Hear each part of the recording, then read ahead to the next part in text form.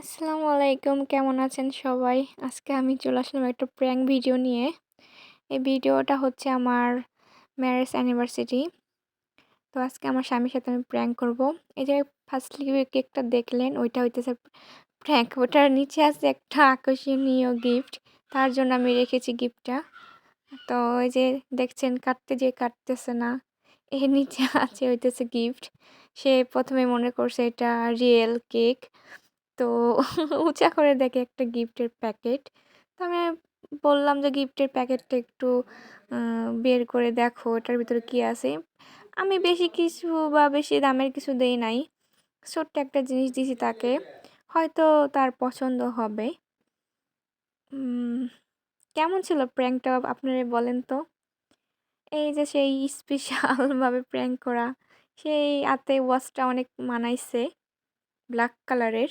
এই যে তারপরে আমরা যেই কেকটা ওইটা কেটে নিলাম। ৯ বছরের সংসার আরকি, বিবাহবার্ষিক।